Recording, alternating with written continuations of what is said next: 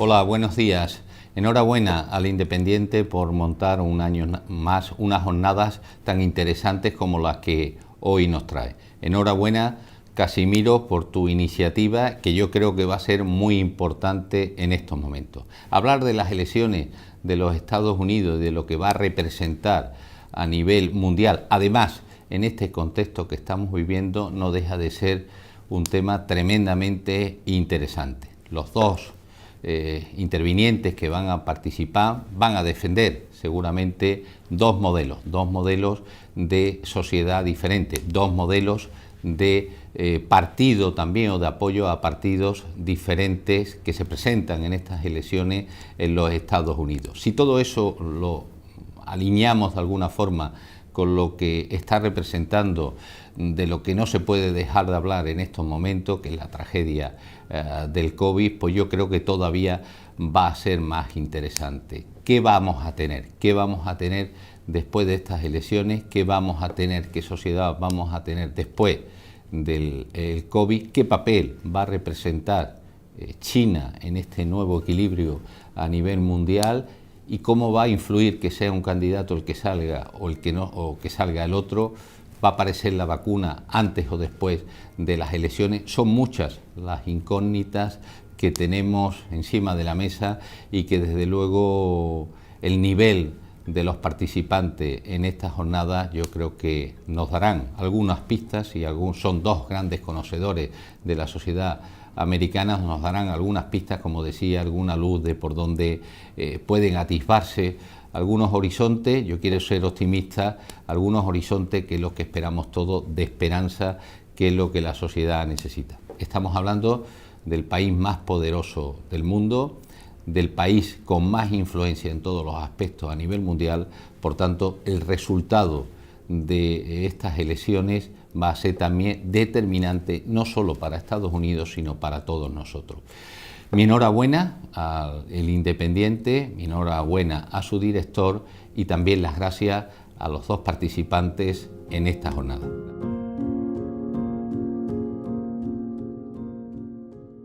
Bueno, pues muchas gracias a Antonio Pulido y a la Fundación Cajasol, que patrocina este debate, en el que yo estoy encantado, porque tengo a dos personas de mucho nivel que creo que van a ofrecer fundamentalmente argumentos en un debate que está muy polarizado.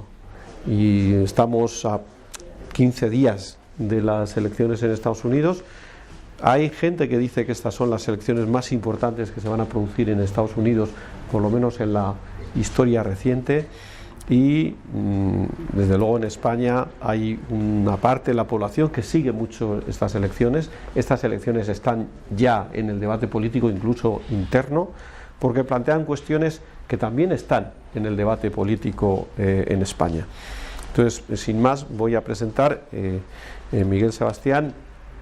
Es una persona que estudió economía en la Universidad Complutense, luego se doctoró en Minnesota, vivió en Estados Unidos, vino a España, fue jefe de estudios del BBVA, ha sido director de la oficina económica, tuvo un protagonismo muy grande en la política económica de Zapatero, fue ministro de Industria.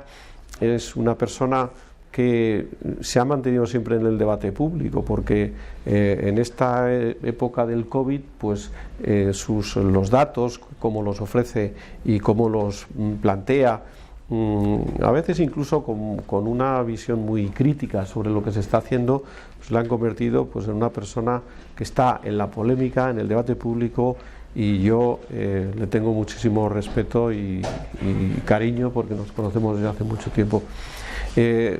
A mi izquierda tenemos a Iván Espinosa Los Monteros, que también estudió económicas en el IESE, estuvo en Estados Unidos, donde tiene un MBA. Es un hombre que tiene una experiencia en la empresa privada, que arriesgó, que ha hecho cosas quizá muy desconocidas para el gran público, pero de empresario de riesgo, y llega un momento en que su vocación política le lleva a abandonar el mundo de los negocios, y hoy pues es el portavoz de Vox en el Congreso y el vicesecretario de Política Internacional de Vox. Es decir, que tenemos a dos personas con un gran nivel que van a participar en este debate, con criterios diferentes y que, insisto, yo creo que van a arrojar bastante luz al debate. La primera cuestión que me gustaría proponerles es que hicieran un balance de lo que ha sido la gestión de Trump en esta primera legislatura. Luego tocaremos temas más en concretos, pero que nos den una visión general de cómo ha sido el gobierno de Trump. Empezamos por ti, por Iván. Muy bien, pues yo creo que el balance de estos casi 4 años de gobierno de Trump es muy positivo desde muchos puntos de vista. Y yo siempre separo lo que es Trump como persona, cómo nos puede caer, su personalidad. Pues yo siempre digo, oye, pues a mí no me gustaría para una hermana mía, no me gustaría tenerlo en la cena de Navidad o en la cena de Acción de Gracias en casa, probablemente, porque es un personaje pues muy polémico. Pero si nos remitimos a los datos, si hacemos un análisis sosegado de lo que ha pasado en estos casi 4 años, pues el balance es muy positivo para los americanos. No cabe duda de que ha sido muy bueno para la creación de empleo. Ha sido especialmente bueno para la creación de empleo entre las minorías, entre los hispanos y los afroamericanos. Están en los niveles de empleo más elevados de la historia. Si uno mira la evolución en bolsa, pues la bolsa ha crecido un 50%, incluso teniendo en cuenta estos 6 meses tan dramáticos de COVID. Estamos hoy, la bolsa, el índice S&P 500, el Standard & Poor's 500, está incluso por encima de los niveles pre-COVID de febrero, y un 50% sobre lo que encontró el día que entró en la Casa Blanca. Desde el punto de vista de la hegemonía de Estados Unidos en el mundo, pues ha tenido un papel, por un lado, prudente, porque es el primer presidente que no se ha metido en ningún conflicto prácticamente en ningún lugar del mundo, porque él es averso, tiene cierta aversión a arriesgar vidas americanas en otros sitios, pero a la vez ha tenido pues una serie de éxitos en política exterior, pues en Asia con Corea del Norte, en la confrontación con China y lo que ello ha supuesto, de lo que podemos hablar luego si queréis un poco más desde el punto de vista de proteccionismo de la economía americana. Ha tenido un éxito inusitado en Medio Oriente, negociando entre Israel y los Estados Unidos, UAE, vamos, los Emiratos Unidos de Arabia. Ha tenido pues un papel muy importante en deshacer el trato con Irán que había hecho Obama. En América pues ha tenido un posicionamiento también de deshacer lo que había hecho Obama en Cuba, que yo creo que era muy perjudicial para Estados Unidos y para el pueblo cubano. Ha sido muy claro en Venezuela. En definitiva, el papel de Estados Unidos en el mundo sigue siendo enormemente importante y ha hecho frente a las grandes amenazas, sobre todo provenientes de Asia. Desde el punto de vista social ha sido un presidente pues muy valiente, porque ha tomado decisiones absolutamente contrarias al consenso progre, que yo llamo, ¿no?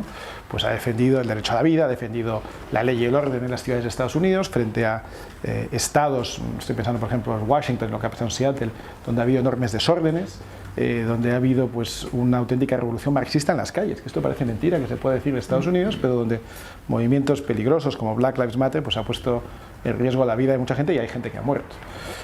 Y ha tenido pues una política en general de confrontación con ese consenso progre que en otros sitios pues es difícil de encontrar. Por tanto, el balance en su conjunto, si miramos desde el punto de vista económico, el punto de vista de la posición de Estados Unidos en el mundo, el punto de vista social e intelectual o de batalla de las ideas, creo que ha sido muy positivo. De 0 al 10, ¿qué le puntos? Pues yo le pongo un 8, que es una nota para un político extraordinaria. Miguel. Muy bien. Bueno, en primer lugar, gracias por la invitación y una pena que no lo podamos hacer en Sevilla, pero bueno, son las circunstancias y me he encantado de coincidir con Iván, que yo creo que nunca habíamos coincidido en ningún debate, ¿no? Claro, para mí el balance, es difícil hacer un balance. Claro, cómo hubiera sido el mundo sin Trump, pues es difícil imaginárselo, ¿no? Pero sí que podemos decir que Trump ha sido el presidente de los 5 negacionismos. Que podemos decir, no, yo ese negacionismo no lo comparto o no me parece mal ese negacionismo, pero yo creo que sí que hay 5 negacionismos. El primer negacionismo es el del COVID. El COVID pues fue desdramatizado, se le quitó importancia, casi se hizo una burla se persiguió a los gobernadores que estaban tomando medidas y el resultado es que Estados Unidos es el 9º país del mundo en muertos en términos de población y el 10º en términos de casos. Y si comparamos con otros grandes países del mundo es un muy mal balance, ¿no? El segundo negacionismo es el del cambio climático. Podremos estar de acuerdo o no que hay cambio climático, yo creo que la evidencia es prácticamente abrumadora a favor, pero en cualquier caso el haberse posicionado en ese negacionismo ha hecho que Estados Unidos pierda una enorme oportunidad en el desarrollo de las energías renovables, en el desarrollo de la movilidad eléctrica. Por ejemplo, quitando Tesla, pues están muy atrasados con respecto a otros países, ¿no? En tercer lugar, el negacionismo de que China se ha convertido en el primer país del mundo. Y esto lo tenemos que aceptar todos, ya sé que es duro, es difícil, pero China ya es en PPP o PPA el primer país del mundo, el PIB chino, y en dólares lo será dentro de algunos años, ¿no? Entonces, negarlo no sirve de nada. Intentar evitarlo con guerras de aranceles, con medidas proteccionistas, tampoco sirve de nada. Entonces, igual que el Reino Unido tuvo que aceptar en su día que Estados Unidos era el líder del mundo, que también le costó porque venían del Imperio Británico, ahora el Imperio americano tiene que reconocer y aceptar, y no pasa nada, que China es el principal país del mundo. Y tendremos todos que adaptarnos a que el mundo sea más habitable y mejor con este dato del problema o de la cuestión, y es el liderazgo de China, ¿no? En tercer lugar, en cuarto lugar, el negacionismo de la desigualdad. Es verdad que tendremos que tener un debate de cómo se evita esto de la desigualdad, porque aquí pues hay gente que con mucho gasto, muchos impuestos, tal, pues probablemente no sea una buena forma de evitarlo, pero hay que reconocer que tenemos un problema con la desigualdad. En Estados Unidos, a pesar de lo que ha dicho Iván, ha ido peor. Ha ido a peor y lo hemos visto en el tema de las minorías raciales, ¿no? No reconocer que tenemos un problema racial en Estados Unidos, pues es un negacionismo absurdo, porque lo tenemos y hay que ver cuáles son las medidas para evitarlo, que entiendo que tampoco son fáciles, pero habría que intentarlo, ¿no?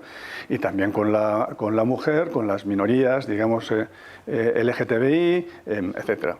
Tenemos un problema en Estados Unidos de desigualdad, digamos, creciente y con muy mala pinta de que se vaya a retroceder en derechos fundamentales, ¿no? Y el quinto ya negacionismo es el declive industrial de Estados Unidos, ¿no? Esto ya pasó en los años 70, cuando ellos negaron que el petróleo barato se había terminado y siguieron fabricando coches que consumían mucha energía, y luego en los años 80, claro, la industria del automóvil americana estuvo a punto de desaparecer porque se dieron cuenta de que el petróleo barato ya no volvería, ¿no? Entonces, ahora está ocurriendo algo parecido, ¿no? Los combates contra el 5G, el retraso en inteligencia artificial, retraso en muchos desarrollos de los biotecnológico, a veces con argumentos, digamos, éticos o morales que no son muy aceptables desde mi punto de vista. Creo que va a poner a Estados Unidos en una situación complicada en los próximos años, ¿no? Por lo tanto, yo creo que el balance de Trump es malo para él. ¿Qué nota le podrías dar? El balance de Trump es malo para él, es malo para Estados Unidos y me temo que es malo para el mundo, ¿no? Estados Unidos, yo creo que ha habido muy pocos presidentes que no hayan tenido un segundo mandato, o bien porque los han matado, o bien porque han tenido un desastre como fue Jimmy Carter, que tuvo el desastre de Irán, o Bush padre, que tuvo el desastre económico después de la guerra del Golfo, ¿no? Y yo creo que Trump, y espero, vaya a ser un presidente de los pocos que no es reelegido, aunque va a estar difícil la cosa, y yo creo que eso será bueno para el mundo. Yo la nota que le pongo a Trump pues es un 0. Un 0. De un 0 a un 8. Os voy a pedir que... Para que la media salga 4. Que... es un suspenso. Que ahora seáis más breves, porque ya habéis hecho la exposición. Ya nadie tiene duda de quién apoya a Trump y quién no, si alguien la tenía previo a este debate. Y ahora vamos a entrar en temas más concretos. Y el primero de ellos, como no puede ser de otra forma, es el COVID. Y cómo Trump...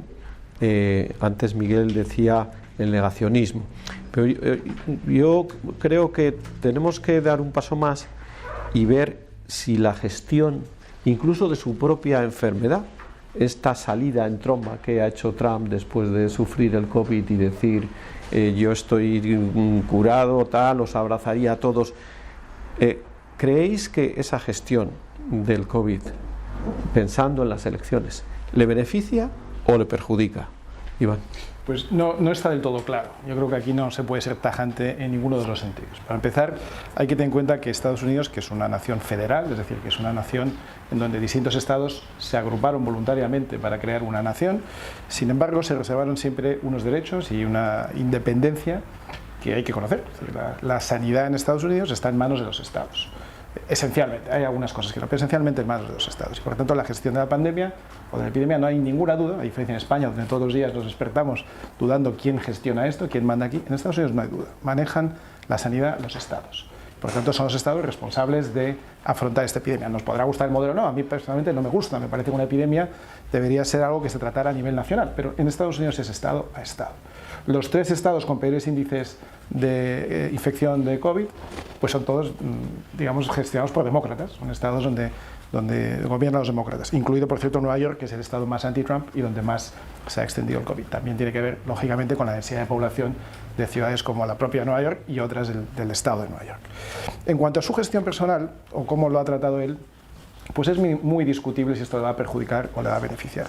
Él ha acabado infectado del COVID, ha acabado contagiado, pero parece que ha salido bastante bien, incluso ha demostrado que hay un cierto tratamiento que le funciona muy bien y ha dicho que lo va a ofrecer a todos los americanos que lo necesiten. Pues yo creo que ha hecho de una debilidad una posible virtud y veremos en los próximos días, los próximos 15 días, si esto realmente le ha afectado mucho o no. Mi opinión personal es que va a tener una incidencia relativa, su propia experiencia con el COVID, una incidencia relativa, y en todo caso reforzará a los que le pensaban votar y probablemente alejará un poco más a los que no le pensaban votar desde el principio. Bien. Bueno, sabiendo que es un presidente muy mediático y que controla muy bien la propaganda, yo creo que le va a beneficiar, porque si no, no lo habría hecho. Le habrían dicho, con esto puedes perder las elecciones, ¿no? Yo creo que al revés, yo creo que lo ha hecho porque le han dicho, esta puede ser uno de tus últimos cartuchos para tratar de ganar, ¿no? A mí, en cualquier caso, me parece obsceno que se presuma de haber salido del COVID gracias a un medicamento que no está autorizado por la FDA.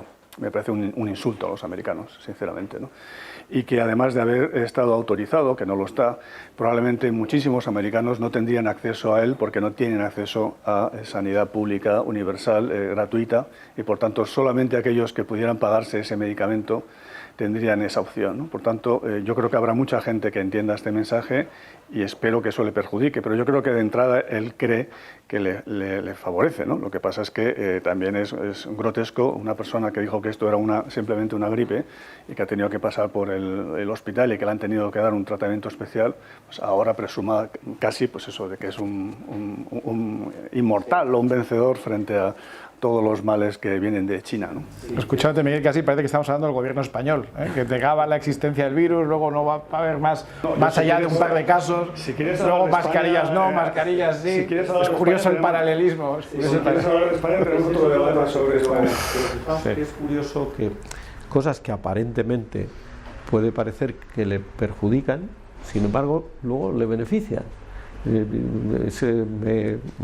Me sumo a tu visión, es decir, yo creo que él hace muchas cosas porque le dicen que las tiene que hacer, porque le va a ir bien, estoy convencido, y yo creo que esa respuesta de salir como más fuerte que antes tiene que ver con que hay un electorado que lo que quiere ver es presidente fuerte ante las dificultades. Pero vamos a otro tema que también es un poco contradictorio con una visión que uno puede tener desde fuera. Por ejemplo, todo lo que ha ocurrido en Estados Unidos después de la muerte de George Floyd, esas manifestaciones, ese ver, ya digo, desde fuera, que el debate del racismo sigue presente en Estados Unidos, esas manifestaciones que ha habido después, a las que tú te has referido, Iván, en un primer momento parecía que todo eso iba a ir en contra de Trump, y sin embargo ahora los analistas ven que incluso su respuesta de dureza pues le puede beneficiar. No sé cómo lo veis. Yo te diría un pequeño matiz a una cosa que has dicho antes, respecto a que él hace lo que se le dice. sin ninguna duda, Trump es el presidente de nuestra época, de nuestro tiempo, que menos se somete a la opinión de su gabinete, de sus encuestadores, de sus asesores. Es decir, es, sin ningún lugar a dudas, el presidente más individualista, para bien o para mal. No digo que sea una característica buena ni mala. Yo recuerdo cuando llegó Obama al poder que les costó mucho a su gabinete quitarle la BlackBerry, porque estaba adicto a la BlackBerry, ¿no? Y entonces pues costó una semana hasta que se dio cuenta que eso era un peligro para la seguridad nacional, que tenía riesgos, tal. Lo quitaron. Y él se fió mucho de los asesores que tenía, que eran además bastante buenos, y era una persona que transmitía muy bien ideas que él confeccionaba junto con su equipo. Trump no es eso. Trump es una persona que le intentaron quitar el Twitter nada más entrar, y su respuesta fue: no, es que yo he llegado aquí gracias a Twitter. Y ha seguido manejando su Twitter personalmente. Por eso hay veces que le vemos tuiteando a horas intempestivas, cosas que no son muy presidenciables, ¿no? Quiero decir con esto que él no es una persona que se deje asesorar fácilmente, porque se ha guiado siempre por su instinto, y su instinto le ha traído hasta aquí, con errores o con aciertos, y por tanto deja poco espacio para que se asesore. Por eso ha habido también una altísima rotación entre sus asesores. Ha tenido más jefes de gabinete que ningún presidente en solo 4 años, ha tenido más jefes de comunicación, más portavoces, y una rotación elevadísima de sus asesores. Viendo al tema. ¿Él ha sabido hacer de debilidades oportunidades? Yo creo que sí. Yo creo que eso es lo que le ha caracterizado. Desde el principio él salió como el underdog, ¿no? Como la persona a la que nadie pensaba que iba a poder ganar.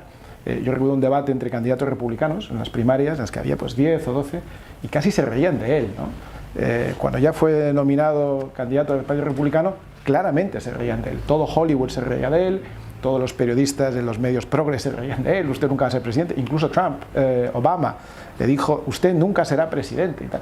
Y acabó siéndolo, ¿no? Él es especialmente hábil para tornar la aparente debilidad en fortaleza para él.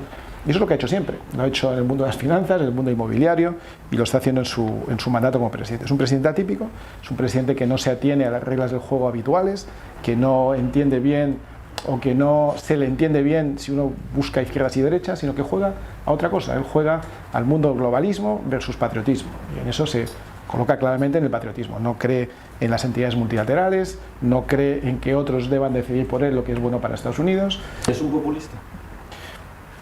Esa palabra, que en inglés tiene una connotación, en español tiene otra. Si usted dice si es un populista, aquí es un término peyorativo. Si me preguntas en inglés si es un populist, sin duda es un populist. Es una persona que busca el clamor popular, que busca conectar con el americano medio, con lo que ellos llamaban los Reagan Republicans, o sea, los trabajadores de cuello azul, los trabajadores del sector primario, de la industria, que teóricamente deberían estar votando al Partido Demócrata, pero que votaron por candidatos particularmente, excepcionalmente, como Reagan o como están votando a Trump, ¿no?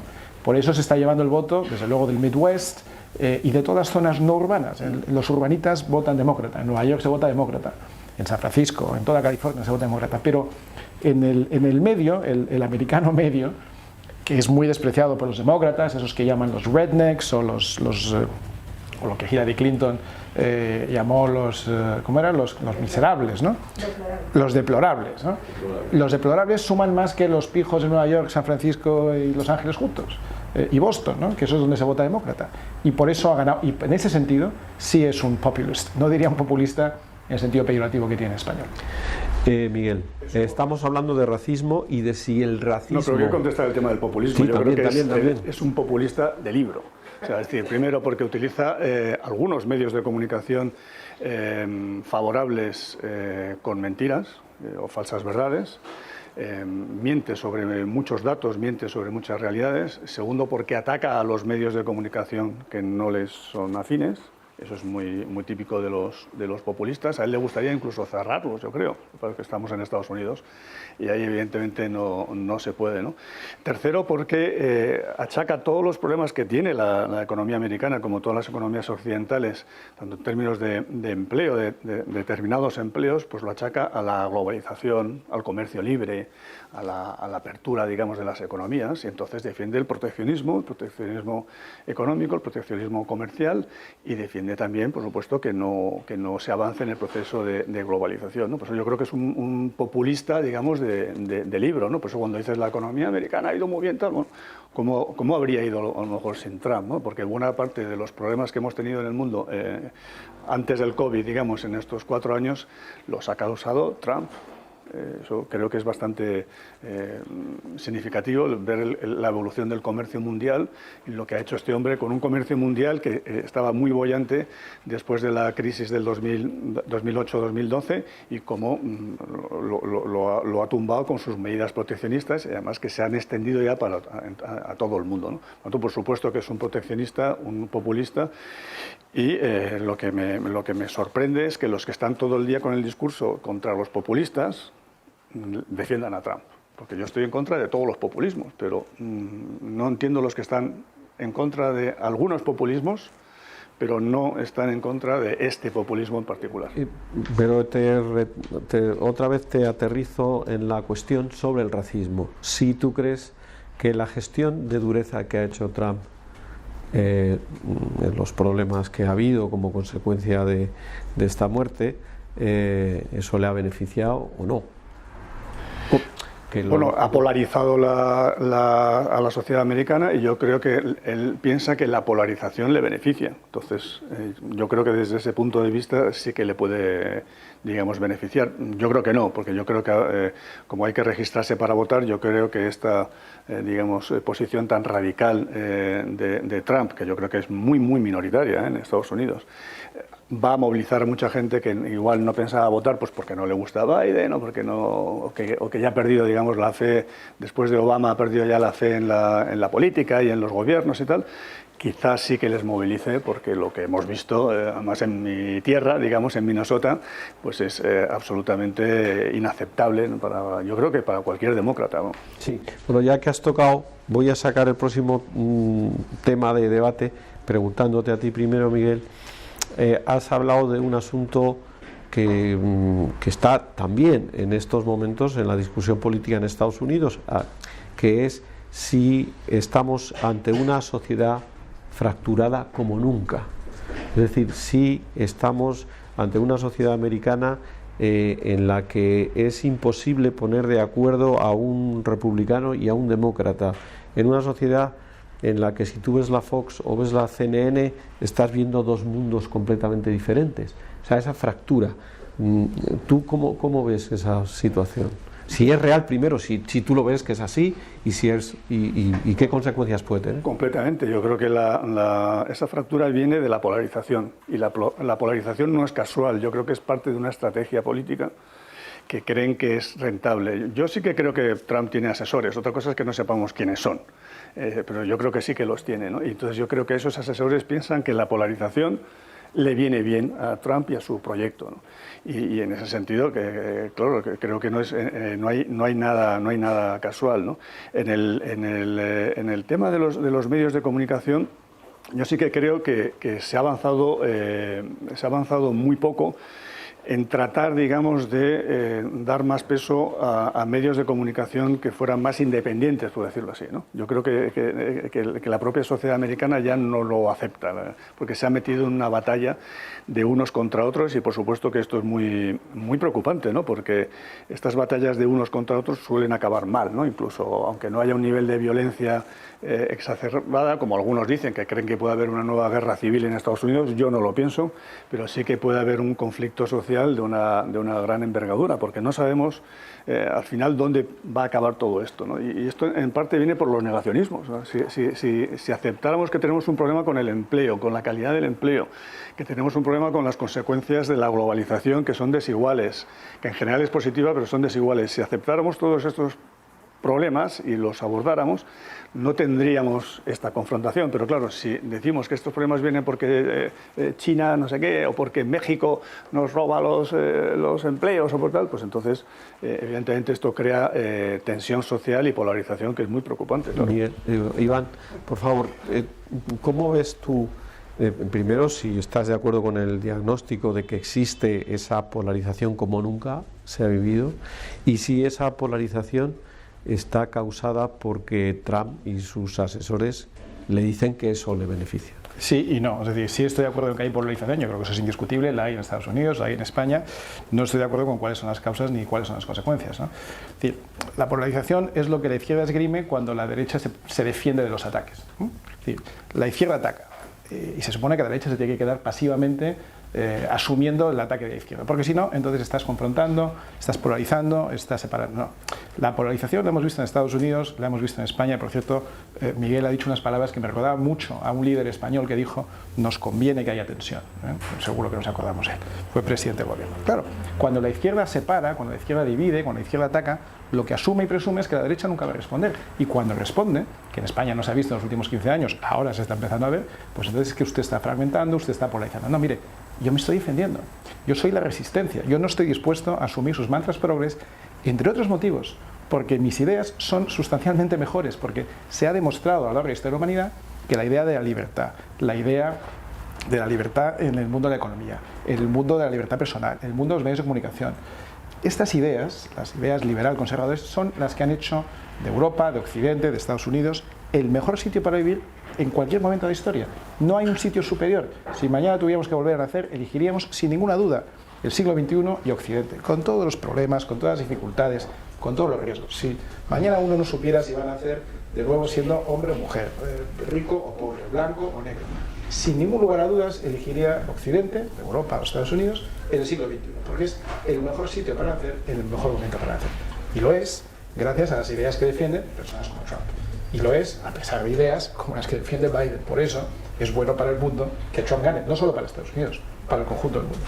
Y Miguel hacía referencia a muchas cosas. Decía, no, es que es mucho peor para los negros, es mucho peor para las mujeres, es mucho mejor para las minorías. No, es que es al revés. Es que si uno mira los datos económicos, resulta que no solo la tasa de empleo general es la más elevada de los últimos años, es que concretamente la de mujeres es la más elevada de la historia, la de afroamericanos es la más elevada de la historia, la de latinos es la más elevada de la historia.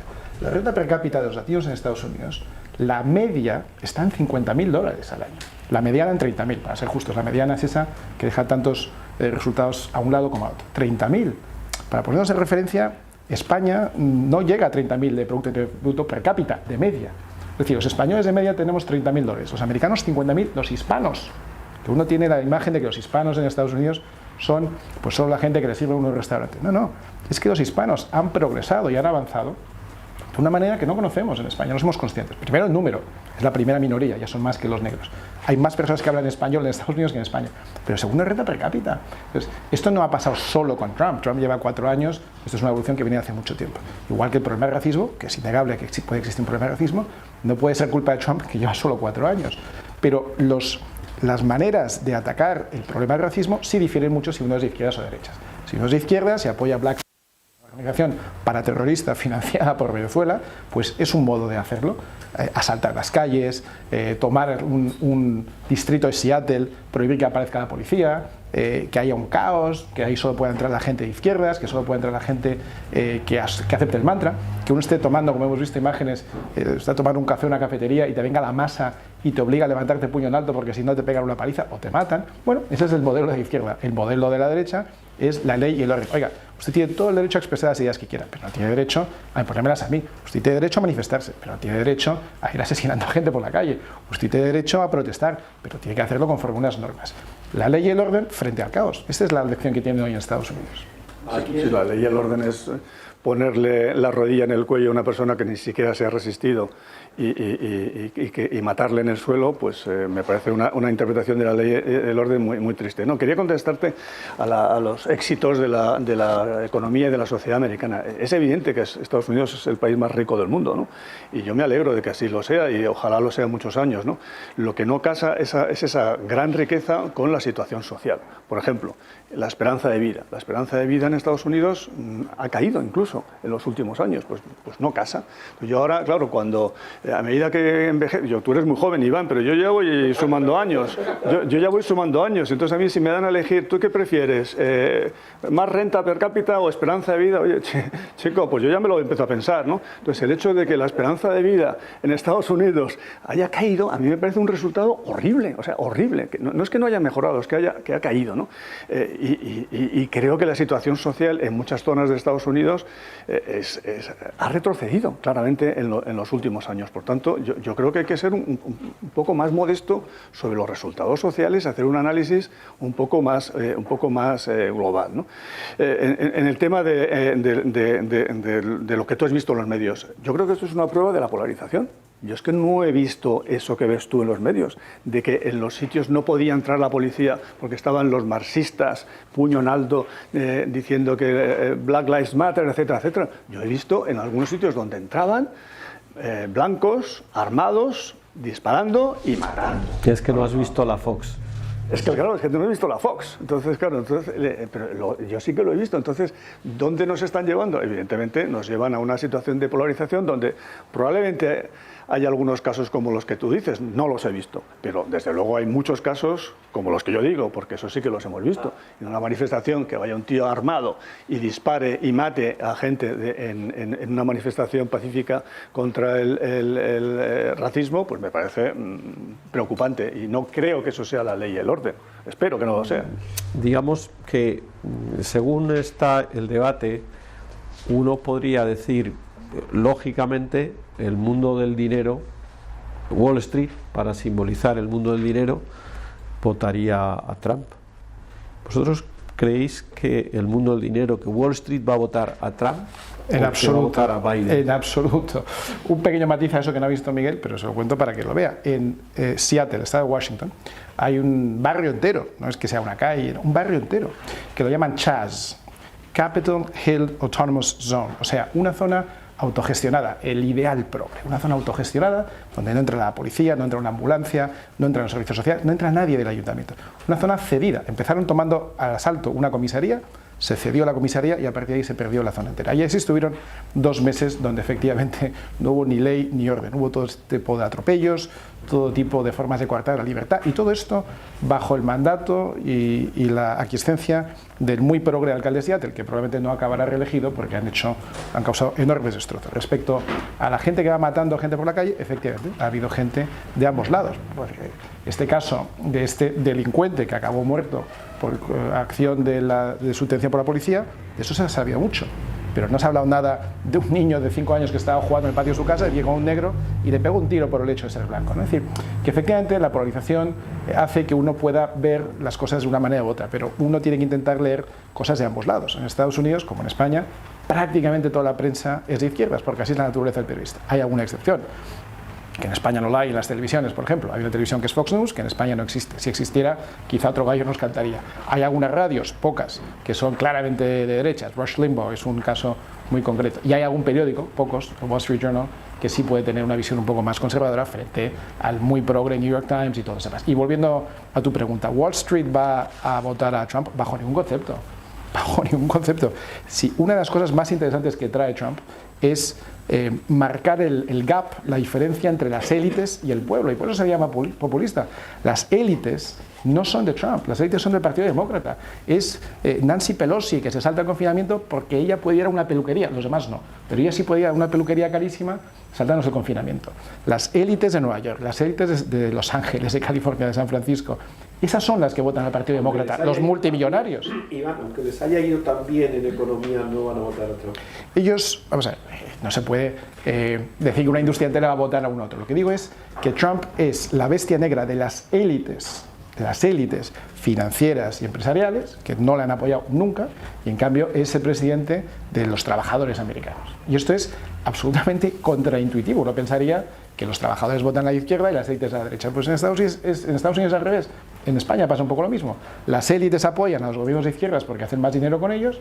Las bases, los trabajadores saben que les va mejor con un gobierno de derechas porque piensan más por el conjunto de los ciudadanos y no solo por esas élites. Yo no conozco ningún estudio de quién votan las élites en Estados Unidos. Hombre, sí que conozco estudios que te dicen que la gente con un nivel, digamos, de renta y de educación más alto no suelen votar por partidos populistas. No sé si te refieres a eso cuando dices a quién votan las élites, ¿no? Y evidentemente pues habrá mucha gente que, a pesar de que le vaya bien con Trump y que les trate bien fiscalmente y que Wall Street vaya muy bien, etcétera, etcétera, pues que no están dispuestos, por su nivel, digamos, educativo, pues a tolerar algunas cosas, ¿no? Un retroceso en las libertades, un retroceso en los derechos sociales, en los derechos individuales, un cierre, digamos, de la economía con aranceles, un maltrato, digamos, a los inmigrantes en la frontera, donde separan a los niños de sus padres en un abuso que no se ve, yo creo que ni en África ni en campos de refugiados que hemos visto en el mundo, etcétera, etcétera, pues hay mucha gente que le repugna todo esto y que al margen de que le hayan bajado los impuestos o de que Wall Street vaya muy bien, pues no está dispuesta a votarlo. Entonces, si esos son las élites que van a las peluquerías caras, tal, bueno, pues posiblemente sea así, ¿no? Pero yo creo que en el fondo es que hay un nivel educativo por encima del cual es muy difícil votar a Trump. Lo que pasa, Miguel, es que tú tomas como cosas de Trump cosas que no son, al menos no son exclusivamente Trump. Entonces tú dices, atrasos en los derechos. ¿Qué atrasos? ¿Qué derechos se ha perdido?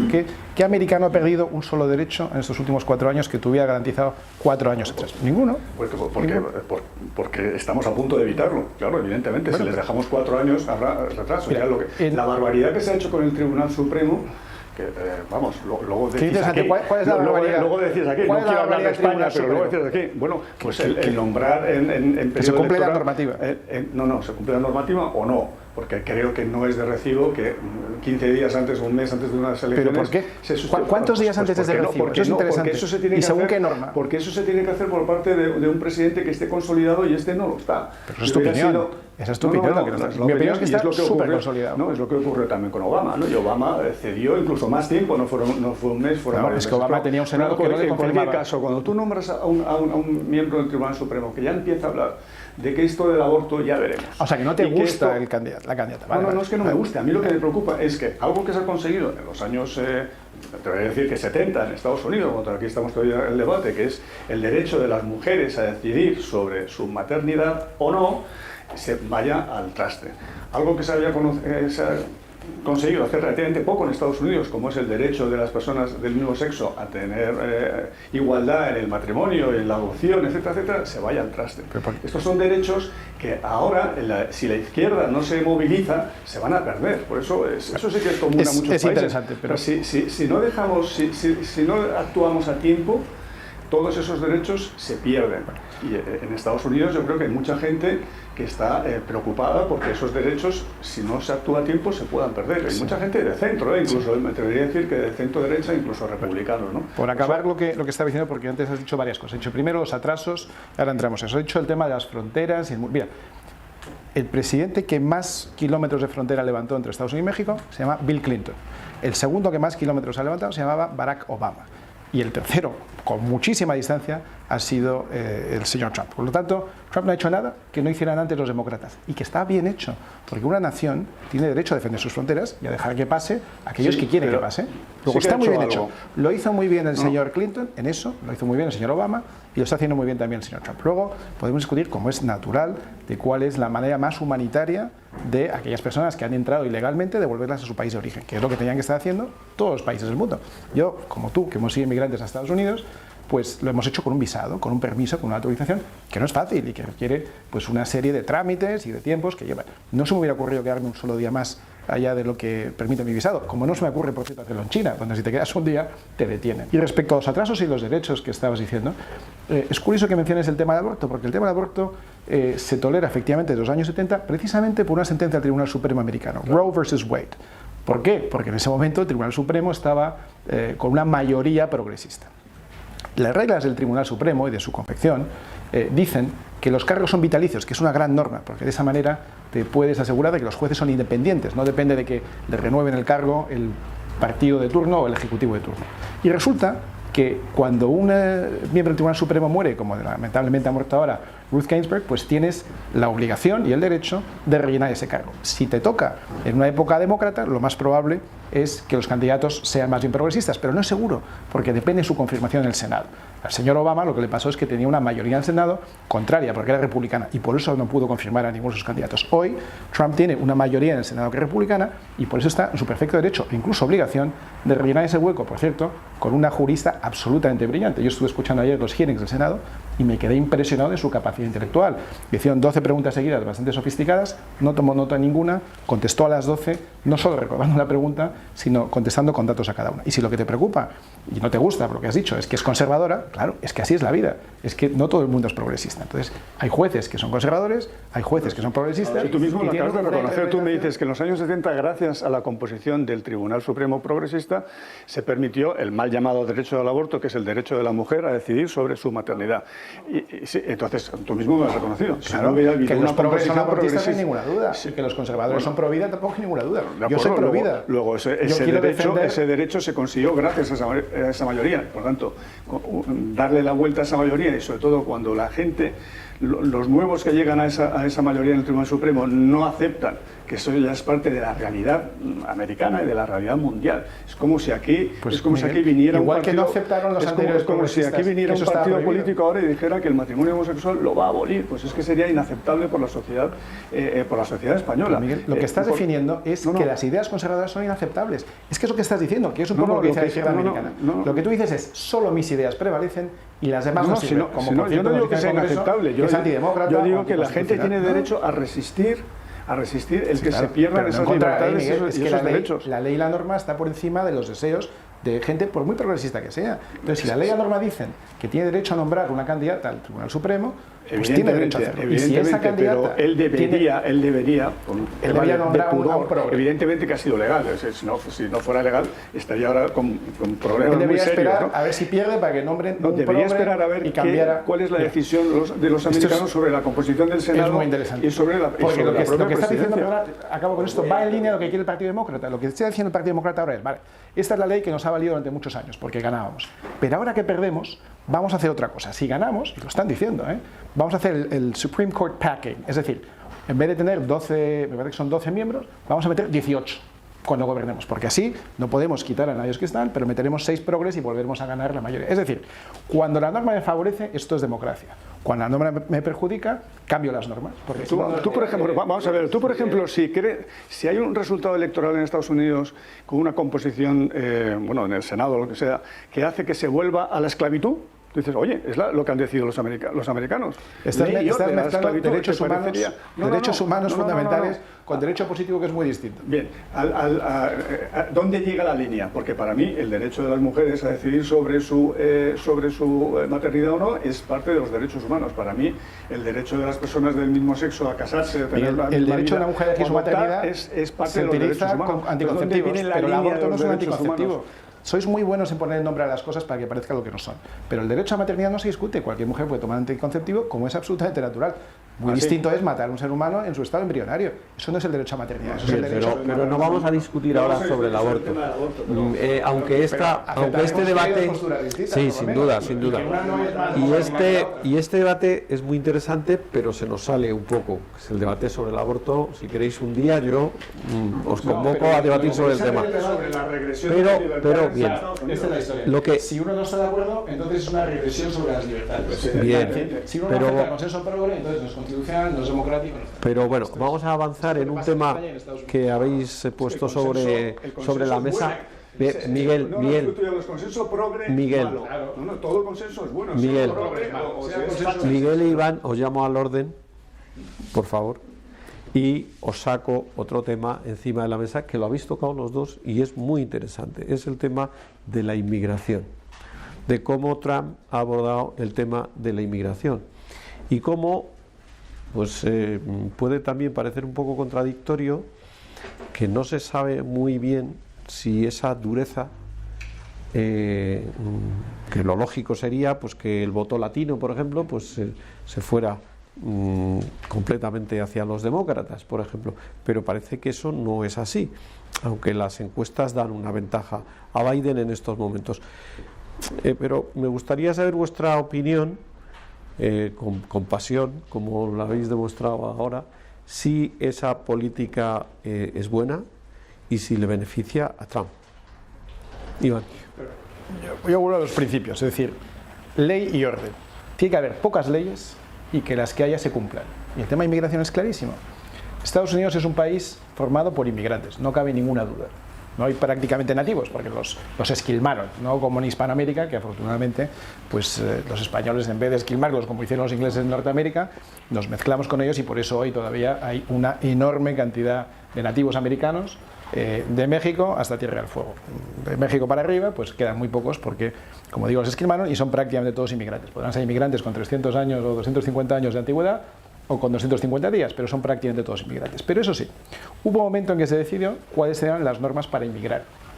Y eso pues ya lleva por lo menos 100 años. Uno puede ver incluso en las películas, ¿no? Una de mis favoritas es El Padrino. Hay una escena preciosa cuando llega el barco a Nueva York desde Italia con esos inmigrantes que pasan por un servicio de inmigración donde le hacían a uno la filiación, le tomaban los datos médicos, si era un menor se le ponían cierta custodia, en fin, hay un proceso de inmigración, una ley. Te gustará más, te gustará menos, se podrá mejorar, pero existe una ley.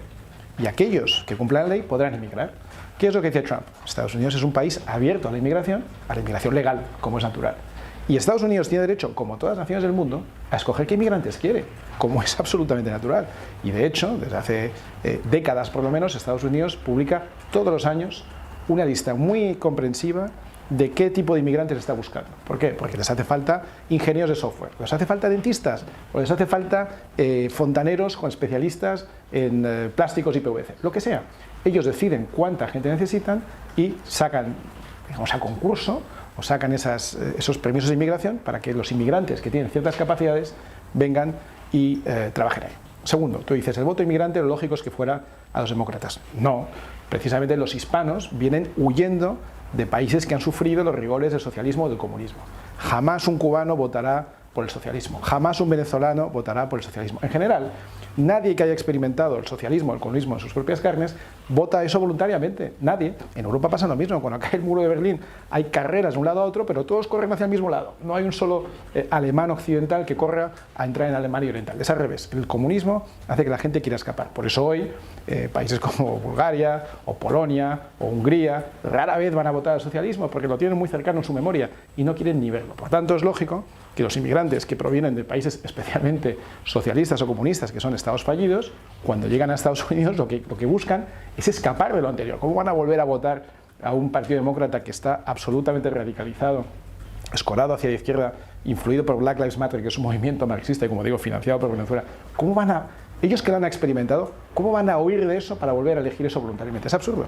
Por eso los latinos, pese a lo que, o muchos latinos, lógicamente no todos, pero muchos latinos, muchos hispanos en Estados Unidos, sobre todo los que han venido inmigrando y hoy tienen estatus legal y han podido rehacer su vida, tienen una oportunidad como no tiene ningún otro país del mundo, lo que quieren es conservar esa oportunidad, no que llegue alguien a volver a imponer el régimen del cual han huido ellos. Miguel, y bueno, voy a introducir, si me permites, una pequeña cuestión. El otro día, aquí en el Independiente, Montaner, que es, nadie puede poner en duda que es una persona absolutamente anti-dictaduras, que es una persona liberal, criticaba precisamente que Trump no estuviera, por ejemplo, dando visados a los inmigrantes venezolanos que están huyendo de una dictadura. Miguel. Inmigración. A ver, es evidente que Estados Unidos tiene un problema de inmigración. Es evidente. También lo tiene Europa, por cierto, ¿no? Y además lo va a tener cada vez peor porque África es el continente con más crecimiento de la población y donde el gap de renta per cápita con Europa se va ensanchando. O sea, que tenemos un problema con la inmigración es evidente. Aquí la clave es cómo abordarlo, ¿no? Desde luego, con ley y orden no se resuelve. No se resuelve porque es imposible al final evitar la permeabilidad de las fronteras por mucho que te empeñes. ¿Cuál ha sido el modelo que yo creo que era exitoso relativamente en Estados Unidos? Fue permitir que en México se desarrollara una industria. Y, en efecto, con el Tratado de Libre Comercio, el NAFTA, pues se desarrolló una industria porque buena parte de la industria americana se trasladó a México. Ellos se aprovechaban, digamos, de menores costes y contribuía a que la presión migratoria de México sobre Estados Unidos disminuyera. Es que Trump se ha cargado todo eso. Es que Trump ha obligado incluso a la industria del automóvil a cerrar México y volver a Estados Unidos. ¿Por qué? Por el tema de que necesitamos empleos en Estados Unidos, America First, ¿no? Todas las políticas que está haciendo Trump contra el comercio, digamos, libre y contra la externalización de la industria de Estados Unidos está en el fondo empeorando la inmigración, porque también los mexicanos necesitan vivir de algo, ¿no? Ya sé que esto es consenso progre, pero la gente necesita renta para vivir, ¿no? Y por tanto, si no lo encuentran en su propio país, pues tratarán de emigrar a los países donde puedan encontrarlo, ¿no? Por tanto, es una política que podrá ser muy populista y entrará muy bien en los oídos de mucha gente, pero no va a resolver el problema migratorio, sino que lo va a empeorar. y todas las medidas de política económica y de expansión en México de la industria americana que Trump ha frenado, van a empeorar el problema de la inmigración. Entonces el muro tendrá que ser cada vez más alto, ¿no? En el tema de los latinos, claro, evidentemente los latinos que han huido de Cuba, ahora hablaremos de Cuba y de Venezuela, ¿no? Y que están en Estados Unidos, pues lógicamente pues no van a votar a un candidato donde hay medios de comunicación que están identificando continuamente con el comunismo y el socialismo. Bueno, todo el mundo sabe que Biden es un peligroso comunista, lo que pasa es que no lo disimula, pero todo el mundo sabe que Biden es un comunista, pues que está disfrazado, ¿no? Entonces, evidentemente, si tú estás con un medio de comunicación machacando continuamente de que eso es el comunismo, aquí también se ha utilizado ese argumento, y es el modelo cubano el que propone Biden para Estados Unidos, pues evidentemente pues habrá un sesgo a favor de Trump en esos colectivos. Pero yo creo que en general el colectivo, digamos, latino sí que va a votar a Biden, y me sorprenderá que no sea así, la verdad. Vamos a ver lo que ocurre en algunos estados como Florida, por ejemplo. Veremos. Pues que Florida es muy especial. Es muy especial, ahí sí. Está todo el gusaneo. Vamos a ver, habéis lanzado sobre... ¿El gusaneo, has dicho? Bueno, como lo que llaman, ¿no? Llamado, sí. Bueno, como habéis puesto sobre el terreno y está en el programa, claro, está la política exterior, que es muy importante.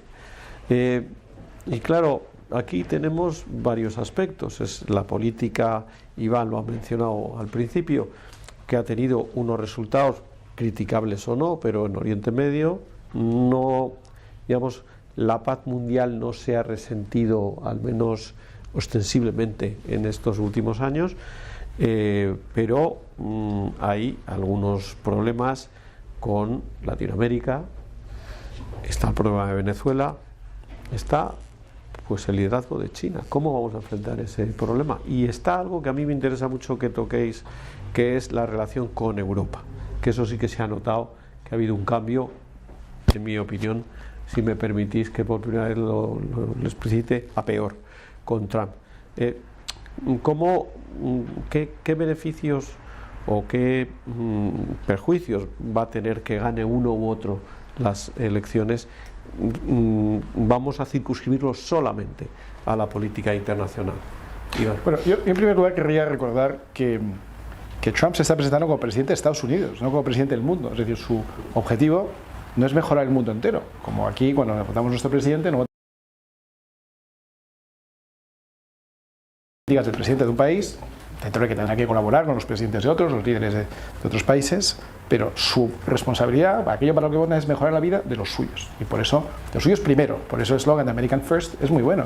No dice solo América, dicen los americanos primero, y luego, cuando los americanos estén bien, colaboraremos con los demás para buscar los mejores acuerdos posibles. En el caso de NAFTA, que estabas hablando, que es el acuerdo de libre comercio entre Canadá, Estados Unidos y México, el acuerdo sigue en vigor. Lo que pasa es que lo ha cambiado y lo ha mejorado, al menos para Estados Unidos.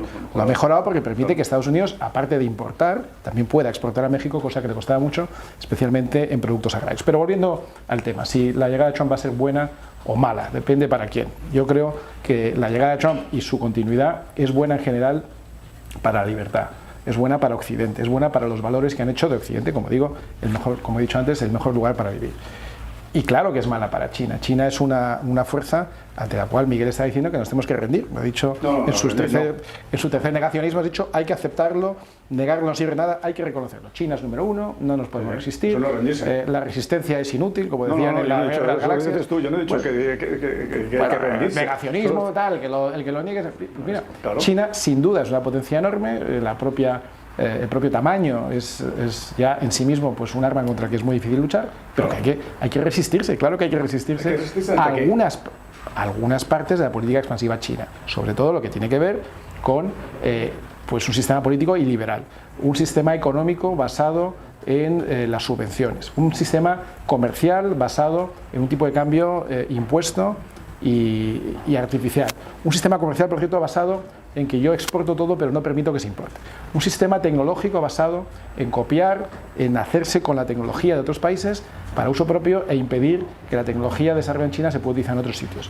Un sistema comercial basado en que no hay intercambio de divisas y por tanto todo lo que yo exporto a China lo tengo que reinvertir porque no lo puedo volver a traer. Es decir, si crees en el libre comercio, tienes que creer en el libre comercio entre naciones que utilizan por lo menos sistemas parecidos. Es decir, yo creo en el libre comercio porque creo que es bueno para ambas partes, siempre que ambas partes partan de bases parecidas. Por ejemplo, el campo español puede competir con otros agricultores de otras zonas de Europa que tienen normativas parecidas, pero es muy difícil que los agricultores valencianos que cultivan naranjas, que están sometidos a una regulación la más estricta del mundo, la de la Unión Europea, que tiene que ver con los aditivos que utilizan, con los minerales que utilizan, con temas medioambientales, con temas laborales, compitan con naranjas sudafricanas que no cumplen absolutamente ninguna normativa y que entran libremente en la Unión Europea. Pues eso no es comercio libre, eso no es comercio justo.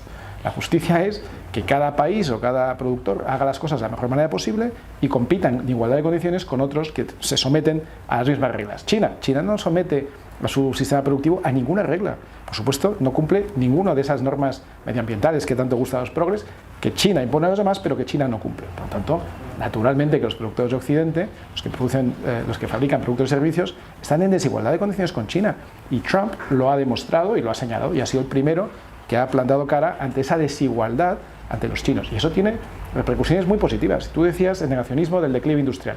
Pues en los 4 años de Trump ha sido la primera vez de los últimos 20 que el número de empleados en industrias ha crecido, porque han empezado a aparecer nuevas plantas industriales en Estados Unidos, que parecía mentira, que parecía imposible. Las que ha traído de México, claro, forzados. De México, de muchos sitios. Yo recuerdo haber estado en Pittsburgh en los años 90, y era una ciudad arrasada, porque era una ciudad que había sido la base del acero, y después de la competencia desleal, en ese momento de Japón sobre todo, más tarde de China, las fábricas de acero desaparecieron por completo.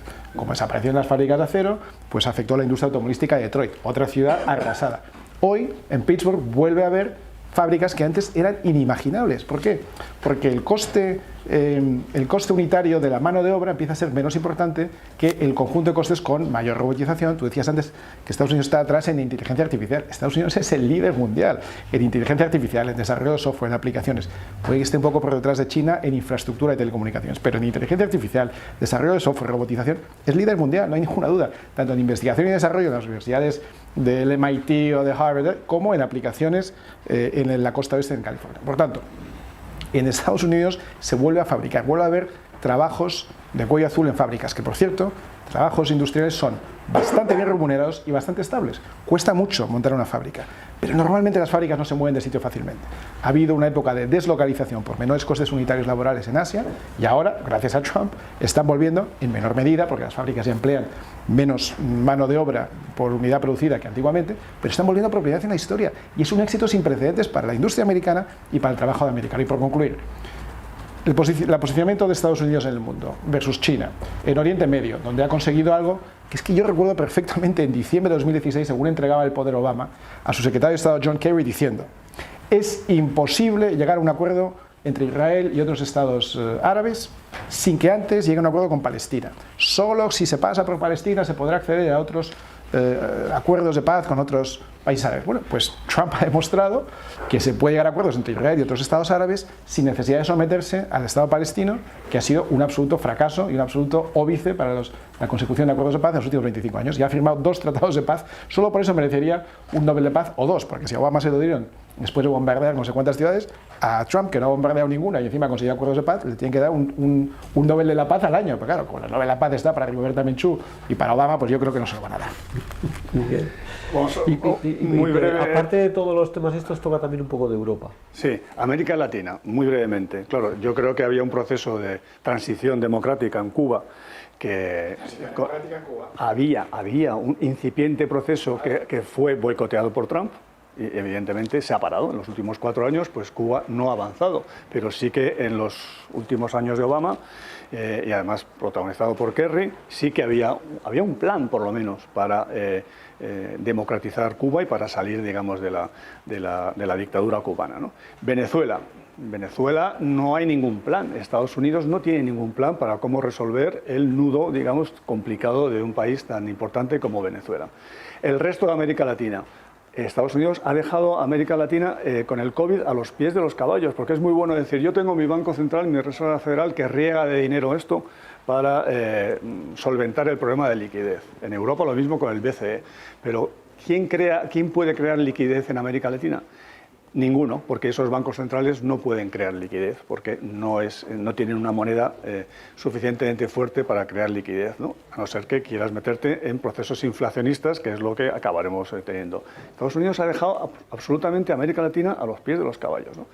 China. Yo no he dicho que haya que rendirse ante China, he dicho que hay que aceptar que es el nuevo líder mundial. Y ante eso, si es una amenaza por algunos motivos, que lo podemos sentar y discutir, bueno, pues unámonos los americanos y los europeos para hacer frente a esas amenazas. No. Aquí lo que ha hecho Trump es encima atacar a Europa, meterse en una guerra arancelaria con Europa, porque en el fondo a Trump lo que le preocupa es el déficit comercial americano. Es que es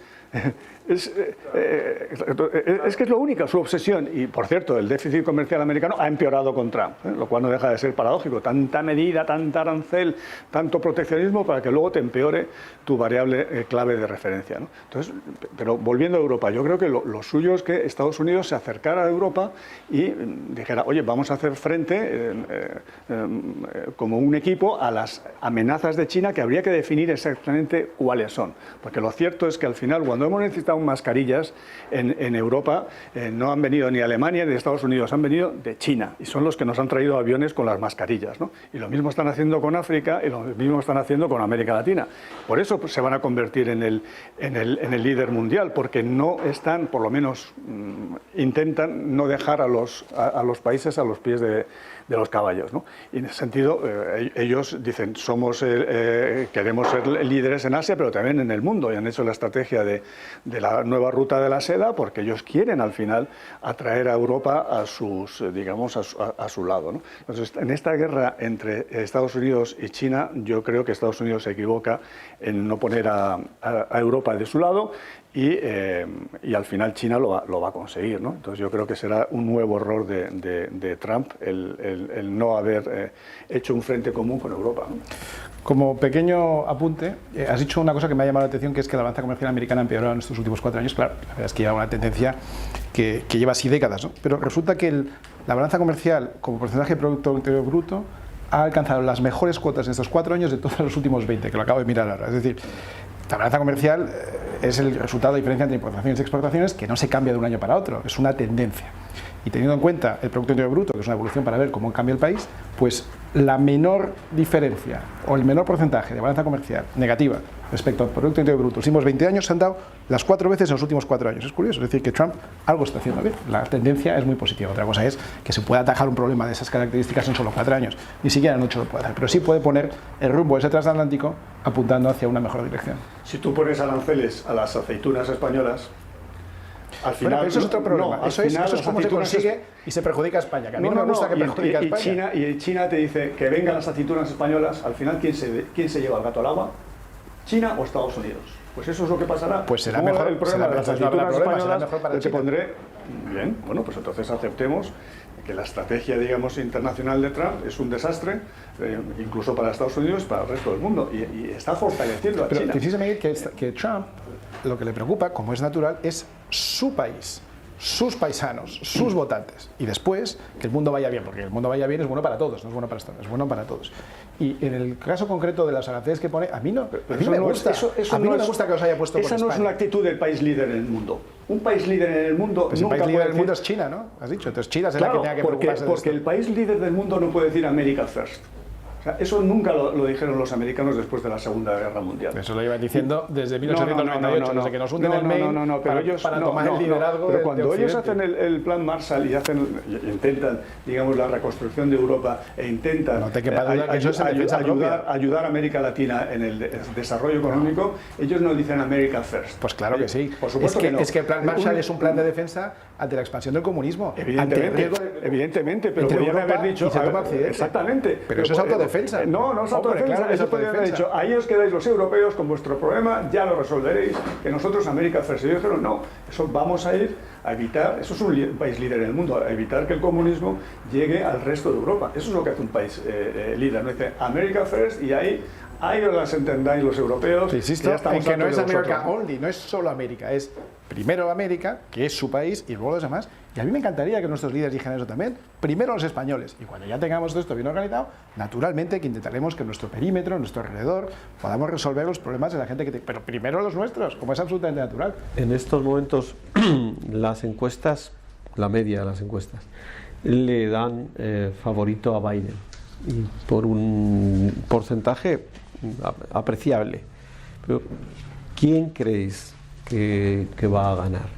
Es que Hillary Clinton ganó el número de votos. Lo que pasa es que luego la traducción del número de votos a los votos electorales, ahí es lo que es la parte tricky, ¿no? Entonces, claro, yo todas las encuestas hechas en número de votos, en porcentaje de votos, no me las creo, o me preocupa que alguien se las crea. Por eso sí que yo estoy preocupado con el resultado de las elecciones, ¿no? Porque no acabo de ver luego la traducción a votos electorales, que es lo relevante, ¿no? ¿Tú crees que va a ser más reñido de lo que da las encuestas? Yo creo que va a ser muy, muy reñido. Y que probablemente el día 3 no tengamos los resultados. Yo coincido en que va a ser muy reñido, coincido en que esa noche no tendremos los resultados, porque va a ser lo que ellos llaman too close to call, ¿no? Va a estar demasiado ajustado. Y además creo que este año el voto por correo tiene una especial importancia, una especial relevancia, porque hay mucha gente que tiene miedo de acudir a centros de votación, donde se puede encontrar a mucha gente, donde se puede expandir el virus, y por tanto parece ser que este año va a haber un récord de voto por correo. Y hasta que eso se contabilice, pues pueden pasar algunos días, y esto yo creo que sería una anomalía. No estamos acostumbrados a tener que esperar varios días a que se den los resultados. Ha habido algún ejemplo, el año 2000, donde en Florida se estuvieron contando los votos, ¿acordáis? Aquellas imágenes con lupa. Parece mentira un sistema tan primario, ¿no? Que estén mirando papeletas, 3 abogados de cada equipo, y al final la elección entera de Estados Unidos, la decisión de quién era presidente, dependió de menos de 400 votos. Es una cosa realmente sorprendente, ¿no? Fue otro caso en el que el voto popular sumó más del lado demócrata, y sin embargo fue presidente republicano. Afortunadamente nos evitamos a Al Gore y tuvimos a Bush, que fue una gran noticia para Estados Unidos y para el mundo, o para gran parte del mundo, quizás no para todos, ¿no? Pero yo sí creo que va a ser una elección muy reñida. Parece claro que hay algunos estados que indudablemente, como siempre, se van a ir al lado demócrata, pues California, Nueva York, Massachusetts, esos estados de mucha concentración de ricos, esos votan siempre demócrata. Parece claro que Trump se va a llevar el Midwest, toda esa zona, lo que llaman el Heartland, ¿no? la América del corazón, y el Christian Belt o el Rust Belt, según se escuche, en el sur, eso también va a ir para Trump. Y luego pues hay algunos estados que van a dar más batalla, ¿no? Texas, que es tradicionalmente republicano, parece que puede caer al republicano, pero no está tan claro como otras veces. Y luego hay 6 estados clave, que es donde se va a decidir, que son Carolina del Norte, Arizona, Wisconsin, Michigan, Pensilvania y Florida. Yo creo que Florida, una vez más, puede ser el sitio donde estemos varios días contando y recontando votos, porque, y como sabéis, en el sistema electoral americano, cuando ganas un estado te llevas todos los votos electorales. No es proporcional, sino que es la totalidad, ¿no? Entonces, en esos 6 estados se puede dilucidar quién es presidente, y puede que tardemos efectivamente varios días en saberlo. Pues está siendo un debate interesantísimo, pero vamos a terminar con una pregunta que quiero que me contestéis de manera muy breve. A ti, Miguel, ¿tú le ves algo bueno a Trump? Bueno, que yo creo que al final va a acabar uniéndonos a todos contra él. Iván, ¿tú a Biden? No, ¿le ves algo de Biden. Bueno? Mira, Biden es un candidato, para empezar, es el candidato de más edad de la historia, ¿eh? Yo me acuerdo en el 80, cuando llega Reagan de candidato, se dice que es muy mayor, porque tenía 69 años. Biden llegaría con 9 años más, tendría 78 en el primer día de su primera legislatura, ¿no? Que es una cosa muy curiosa, porque además esto es cierto no solo de Biden. Uno mira todos los candidatos que ha habido, Elizabeth Warren, Trump, Biden, todos han sido candidatos que se presentaban con más de 74 años de edad. Yo creo que está muy bien que uno siga trabajando y siga teniendo ese vigor a esa edad, pero es llamativo que no haya candidatos de menor edad, ¿no? Bueno, Trump tampoco es un chaval, ¿eh? Incluye a Trump, he incluido a Trump, por eso digo que todos, Trump, Bloomberg, Warren, todos son mayores de 74, lo cual es muy llamativo, insisto. Yo creo que ni la gerontocracia de Estados Unidos ni la efebocracia que tenemos aquí, que los presidentes llegan con 40 años o menos y cero experiencia, ¿no? Lo ideal sería un punto intermedio. Pero bueno, más allá de eso, Biden es un candidato del que Estados Unidos ya sabe mucho, porque lleva toda la vida en política, ¿no? Toda la vida. Ha cometido todo tipo de errores y ha tenido también aciertos, ha tenido una vida muy ajetreada, una vida también muy dramática en lo personal y con grandes capacidades de superación de momentos dramáticos, ¿no? pero la verdad, y estoy intentando quitarme esa capa de tendenciosa de un partido u otro, a mí, y yo creo que a mucha gente le da miedo que no esté en suficientemente buenas condiciones físicas y mentales para abordar 4 años de presidencia. Y en esto es absolutamente clave la elección de vicepresidente, porque como sabemos en Estados Unidos, cuando un presidente queda incapacitado o muere, toma el control inmediatamente el vicepresidente. Y en este caso la vicepresidenta, la candidata Kamala Harris, pues es un caso también para estudiar con mucho detenimiento, ¿no? Y por edad sería la que seguramente, si no pudiera acabar la legislatura, Biden sería la que lo acabara y la que posiblemente sería candidata a continuación. Y es una candidata que genera mucha incertidumbre y mucha inseguridad en mucha gente en Estados Unidos. Entonces Biden, cuando uno lo va viendo sus últimas intervenciones, donde comete errores muy básicos, donde se equivoca diciendo incluso quién es o dónde está o para qué está compitiendo, ¿no? Dice, no, soy Biden y me presento a estas elecciones al Senado, ¿no? Ha estado 40 años diciendo lo mismo porque ha sido 40 años senador, pero se le olvida cosas básicas, ¿no? Y yo creo que eso está generando una incertidumbre en muchos votantes. Muy bien. Ha sido un debate interesantísimo. Os felicito a los dos porque bueno, ha habido momentos en que yo estaba a punto de saltar también, lo cual significa que ha sido muy interesante. Insisto, gracias por la capacidad de debatir con ideas absolutamente contrarias a las vuestras. Creo que esto es un ejemplo de cómo tiene que ser un país civilizado y espero que todos los lectores del Independiente sepan apreciar la altura que ha tenido este debate. Gracias. Muchas gracias y gracias también a Miguel, que ha sido un debate efectivamente muy interesante. Igualmente, un placer.